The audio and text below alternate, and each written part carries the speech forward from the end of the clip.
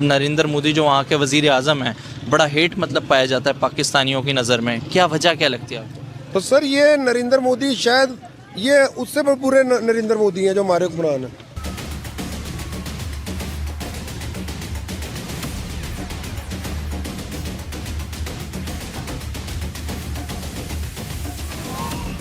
समझती हूँ और मुझे बड़ा अच्छा लगता है कि जब आप मुझे गाइड करती हैं और ये मेरे लिए बहुत बड़ा मौका है कि आपने मुझे बुलाया। तो मैम बात करें यूनिवर्सिटी स्टूडेंट्स। अच्छा, क्योंकि उसकी वजह ये है कि इन्होंने आवाम के लिए किया गया है। ये देखें ना, गंदा आटा खिला रहे हैं। अभी इसके आफ्टर इफेक्ट देखिएगा जो अभी होने वाले हैं। शहबाज शरीफ साहब, क्या आपने वो कपड़े बेच दिए जो आपने कौम से बेचने का वादा किया था कि मैं अपने कपड़े बेचकर आटा सस्ता करूंगा, पेट्रोल सस्ता करूंगा? आपने पूरी तरह से ट्रंप की चौकरी भी की है। बाद में देखा जाएगा कि आगे क्या करना है। मैं ये तो नहीं कह सकता कि कितना माना जाएगा। मैं तो एक एनालिटिक अपना व्यू पेश कर सकता हूँ। है आपकी ताकत है? तो आज मुझे क्या सिखाएंगे आप लोग? ऐसा तो नहीं मुझे हरा दोगे। नमस्कार दोस्तों, बंगाल में आज वोटिंग हो रही है सेकंड फेज की और पूरी दुनिया की नज़र है बंगाल के चुनाव पे, खासकर पाकिस्तानियों की, क्योंकि पाकिस्तानियों ने बांग्लादेशियों के साथ मिला के पूरा एक नेक्सस बनाया था और पूरी कोशिश की थी कि बंगाल में और चिकन नेक का जो एरिया उसको पूरी तरह से रिफ्लेक्ट किया जाए, जिसको पूरी तरह से फेल कर दिया गया।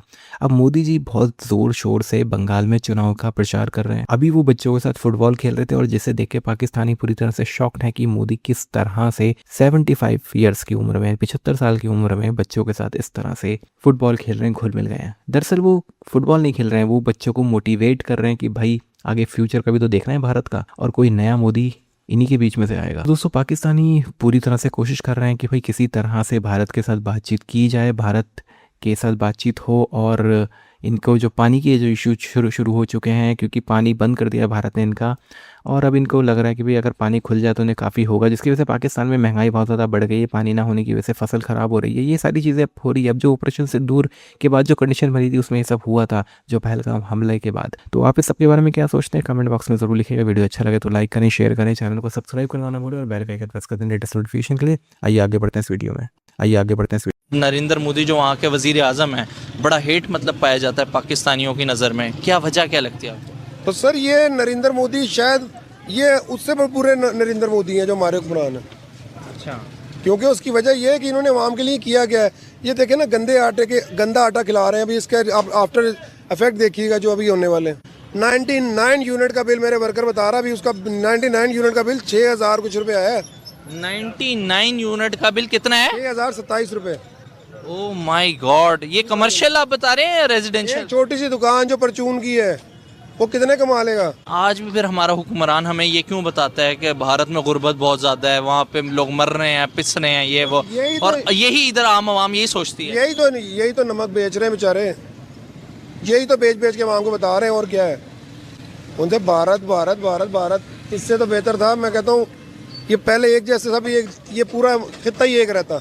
शहबाज शरीफ साहब, क्या आपने वो कपड़े बेच दिए जो आपने कौम से बेचने का वादा किया था कि मैं अपने कपड़े बेचकर आटा सस्ता करूंगा, पेट्रोल सस्ता करूंगा? आपने पूरी तरह से ट्रंप की चौकरी भी की है, लेकिन पेट्रोल अमेरिका में नहीं बढ़ा, पाकिस्तान के अंदर बढ़ गया है। पाकिस्तानी कौम इस वक्त शराबे एहतजाज है। ना रोटी यहां पर पूरी मिल सकती है क्योंकि आटे को बढ़ा दिया गया। वही गंदम जो 1800 रुपए मन किसान से खरीदी गई थी, आज 7000 रुपए मन जो है वो स्टोर्स पर सेल हो रहा है आटा। इसी तरह वो पेट्रोल जो पाकिस्तान के अंदर वापिर मौजूद था, अभी ईरान की और इसराइल की जंग जो है वो स्टार्ट हुई थी कि हमारे हुक्मरानों ने एक महीने के अंदर 202 रुपए लीटर जो है वो पर पेट्रोल जो है वो बढ़ा दिया गया है। पूरी दुनिया के अंदर पेट्रोल की रेशो उस हिसाब से नहीं बढ़ी। भारत के साथ हमारे रिलेशंस बेहतर हो, ट्रेड हो, दोबारा अच्छे पड़ोसियों की तरह रहें, एक दूसरे को अप्रिशिएट करें। और जाहिर है जमाने में तो लोग बहुत ज्यादा जो है वो इंडियन मूवीज और इंडियन जो टीवी चैनल्स हैं वो भी देखा करते थे, अभी भी खैर देखते हैं, लेकिन उस तरह से अब नहीं मिलता। आपको तो याद होगा इमरान खान के आने से पहले तो इंडियन मूवीज भी पाकिस्तान में लगा करती थी। मैंने खुद यहाँ पे इस्लामाबाद में सेंट टॉरस मॉल जो है वहाँ पे सिनेमा में कई मूवीज जो है वो देखी हैं। तो आपको लगता है कि इस वक्त की जो स्टूडेंट्स हैं, जो नई जनरेशन है, वो चाहती है कि रिलेशन बेहतर हो या लड़ना चाहती है? अच्छा मैम, सबसे पहले तो बहुत शुक्रिया कि आपने मुझे बुलाया वंस अगेन और मतलब मुझे बड़ा अच्छा फ़ील हो रहा है क्योंकि मैं हमेशा से आपको अपने इंस्पायरेशन समझती हूँ और मुझे बड़ा अच्छा लगता है कि जब आप मुझे गाइड करती हैं और ये मेरे लिए बहुत बड़ा मौका है कि आपने मुझे बुलाया। तो मैम बात करें यूनिवर्सिटी के स्टूडेंट्स के हवाले से तो 2 तरह के यहाँ पर स्टूडेंट्स हैं जो कि एक लिबरल क्लास में जो एलीट क्लास में आते हैं।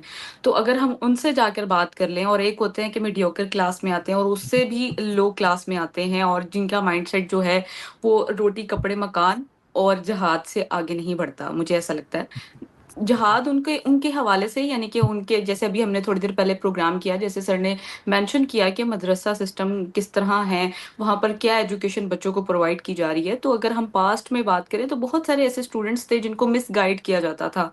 एजुकेशन क्या प्रोवाइड है, ये एक सवालिया निशान था। जब मैंने रिसर्च की तो उन लोगों का जो एक पॉइंट ऑफ व्यू है और जो रोड शोज़ करते-करते मतलब हमने खुद लर्न किया।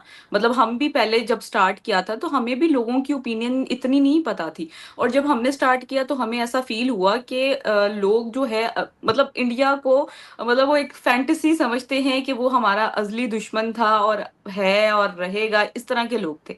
लेकिन जैसे-जैसे थोड़ा टाइम गुज़रता गया, लोगों को बड़ी अवेयरनेस आती गई और अगर एलीट क्लास की बात करें तो उनकी स्टांस बहुत ज़्यादा न्यूट्रल, बहुत ज़्यादा मुझे लगता है पॉज़िटिव और बहुत ज़्यादा वो चाहते हैं कि इंडिया क्या वो हर कंट्री के साथ अपने ताल्लुकात को बेहतर करना चाहते हैं। इसका क्या करना है, और हमारा जो खास तौर पर जो न्यूक्लियर का और एनरिच यूरेनियम का मसला है, हम उसको बाद में देखेंगे कि उसका क्या करना है। अब जो प्रेसिडेंट ट्रम्प है, कहा जा रहा है कि उनको ये पसंद नहीं आया, ये वाला जो है ईरान का स्टैंड, और इसके ऊपर बातचीत अभी हो रही है। क्या आप समझते हैं कि अमेरिका की तरफ से ईरान का ये स्टैंड मान लिया जाएगा, जंग बंद कर दी जाएगी और बाद में देखा जाएगा कि आगे क्या करना है? मैं ये तो नहीं कह सकता कि कितना माना जाएगा। मैं तो एक एनालिटिक अपना व्यू पेश कर सकता हूँ। ठीक है, पहला तो मेरा ख्याल ये है कि जो आज सब कुछ सामने आया है वो पब्लिक कंजप्शन के लिए उन्होंने 3 शराइत पेश की है। उसमें भी दिलचस्प बात यह है कि पहले वो ओमान गए और ओमान से वापस आकर, इसका मतलब ये है कि पहले उनके पास हिदायत नहीं थी जब वो पाकिस्तान से वो जहाज लेकर गए ओमान। वापसी पे उन्होंने पाकिस्तानी क़यादत को बताया कि जी पहले तो जंग बंदी हो और उनकी शराइत पे हो कि हर्जाना दिया जाए, अश्योरेंस दी जाए लबनान में और ईरान में मुकम्मल जंग बंदी और उसकी फ्यूचर की अश्योरेंस भी मौजूद हो। फिर सेकंड जो है ना, हरमुज पर बात हो सेकंड मरहले में कि उसकी स्ट्रेटेजी पूरी तय हो। ओमान के साथ जो बातचीत हो रही है उसमें किसकी हेजमनी होगी, और वो ईरान अपनी चाहता है, उसमें टैक्स रोल चाहता है सारा। और फिर कहता है कि इन 2 की कामयाबी के बाद फिर हम न्यूक्लियर पे आएंगे। अच्छा, न्यूक्लियर पे भी जो पहले से मौजूद है कि ओबामा के दौर में ध्यान में रखिएगा 15 साल के लिए फ्रीज था और इनरिचमेंट जो है वो 10 साल के लिए थी और सेंट्रीफ्यूज वगैरह 10 साल बंद रहने थे कि वो नहीं बना सकते, और 300 kg जो है इनरिच यूरेनियम रख सकता था और 3.67% जो है ना उससे इनरिच कर सकता था, जो सिविल यूज के लिए पूरी, जिन्होंने भी एनपीटी पे दस्तखत किए हुए वो यूज कर सकते हैं। अब जो है वो कहता है कि जी, ये कहते हैं कि जी फॉरएवर आप अपना इनरिच यूरेनियम जो है वो भी हमें दे दे और मुकम्मल